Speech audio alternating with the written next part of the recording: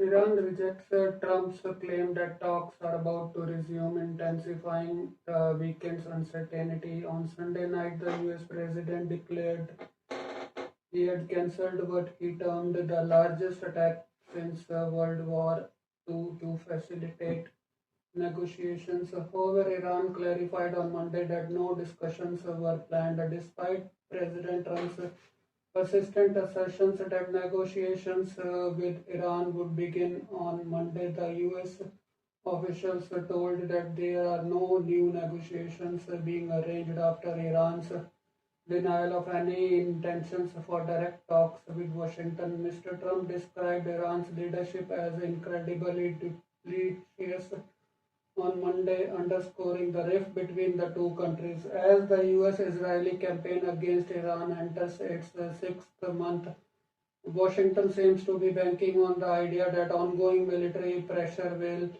fracture Tehran's resolve. Recently, Secretary of State Marco Rubio claimed that members of the Iranian government had reached out to the Trump administration, suggesting that this indicated a divide between those seeking diplomatic solutions and the more hardline factions within the regime. While such divisions do not exist, Washington may be misinterpreting the impact of war on these dynamics. Currently, external aggressions has intensified internal disagreements rather than causing a significant split. As hostilities eventually diminish, a power struggle is likely to arise concerning Iran's recovery efforts. Security institutions may argue that the nation has endured due to its ability to retaliate and must now focus on restoring deterrence. Conversely, the government is more inclined to advocate prioritizing trade, boosting oil revenues, and focusing on reconstruction and diplomacy.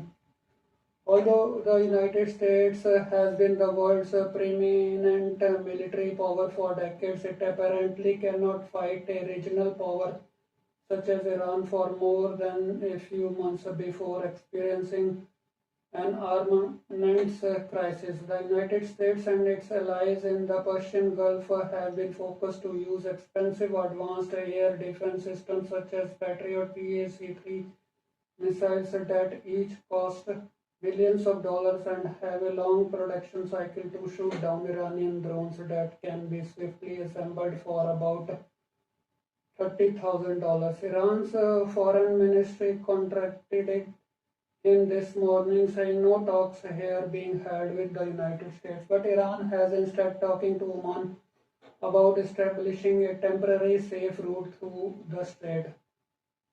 Usual blather, the Iranian denial prompted fury from Trump this afternoon. He cancelled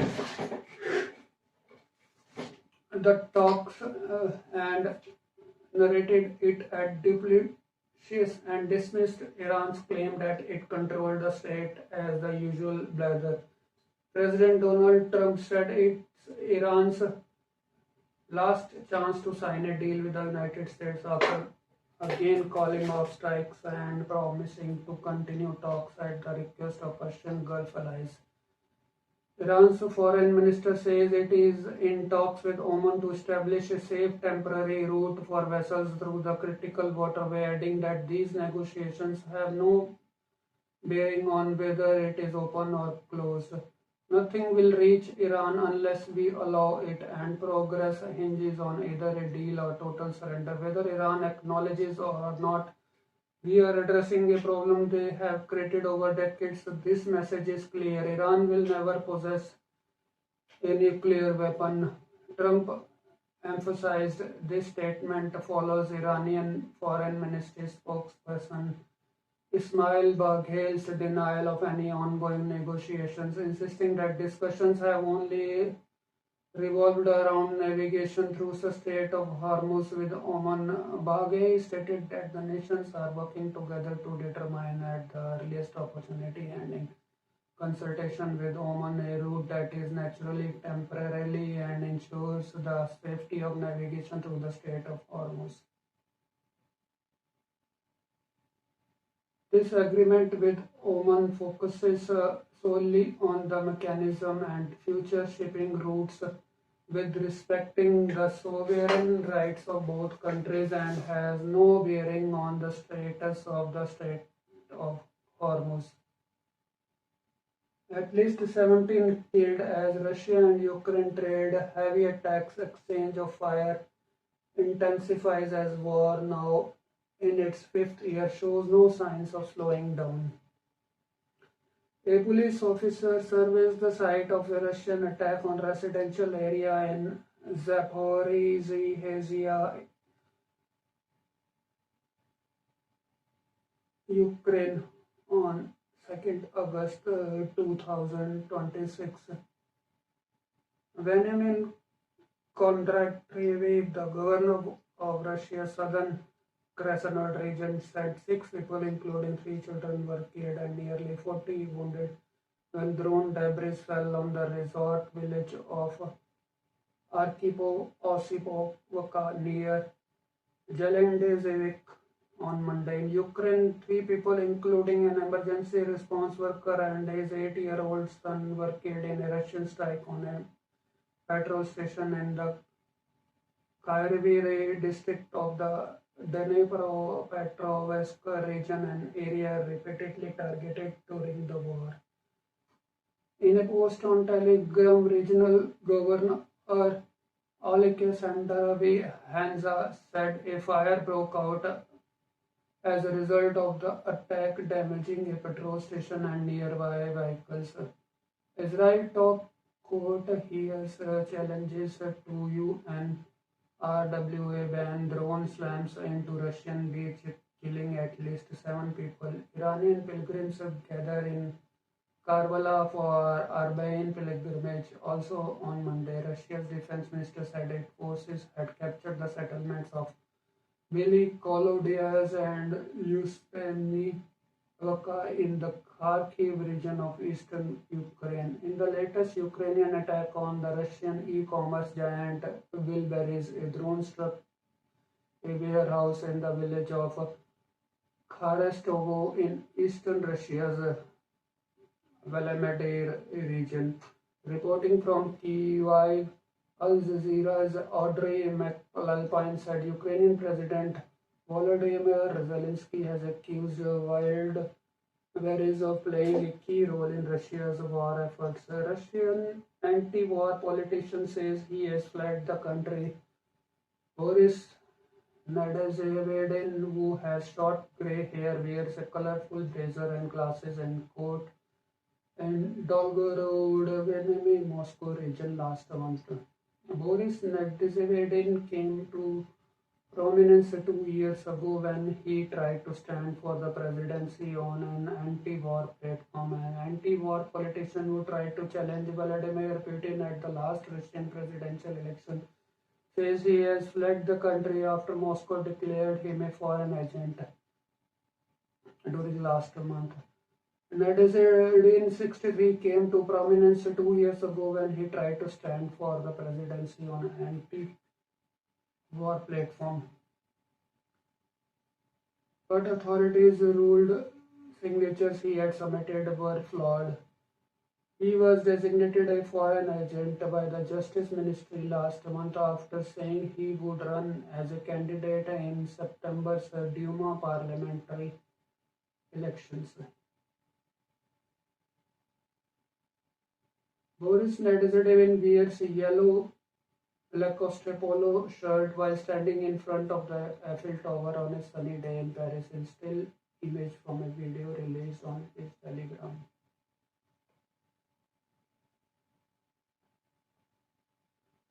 Speaking in an online video from the Eiffel Tower in Paris, Nadezhdin said he needed to figure out what to do next in the early 2024. Nadezhdin attempted to run as a presidential candidate on an anti-war manifesto calling for an end to hostilities in Ukraine. He also said that he was elected president, his first task would be to stop the conflict with Ukraine and then to restore normal relationships with Russia and the Western community. Nitroglycerin was eventually prevented from standing by the Russian Electoral Commission weeks before the vote took place on the grounds that more than 50% of the signatures he submitted with the candidate applications were flawed. Earlier this year, when Kremlin began restricting internet access for millions across the country and Russia's economic crisis deepened, Nazarudin told BBC that people were beginning to understand that there is a direct connection between their everyday problems like healthcare, food prices, problems with internet, and the politics of Vladimir Putin. Kremlin now wields near total control over the Russian political landscape, and it's unlikely that anybody would be allowed to challenge Putin's rule. Russia says 7 killed and 40 injured by Ukrainian drone hitting busy beach. Drone hits Russian's beach resort. A drone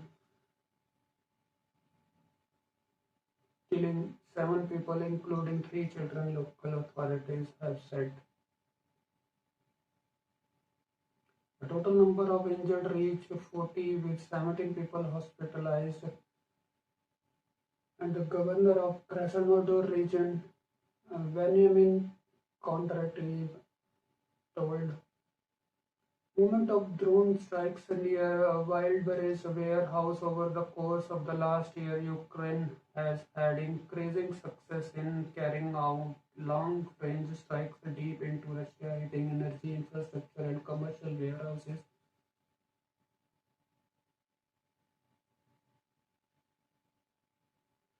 On several occasions, these strikes have caused civilian deaths, with 8 people in different Russian sites killed at the weekend.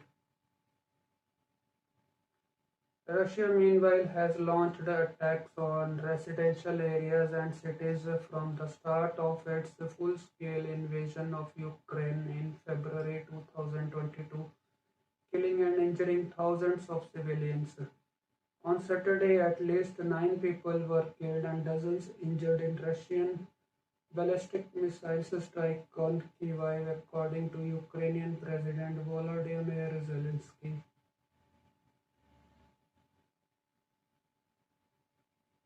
Last week, a strike on a building in Ukraine's Iran-U.S. area killed a family of 10. In recent weeks, Ukrainian strikes have in particular targeted warehouses belonging to Wildberries, a large online retailer.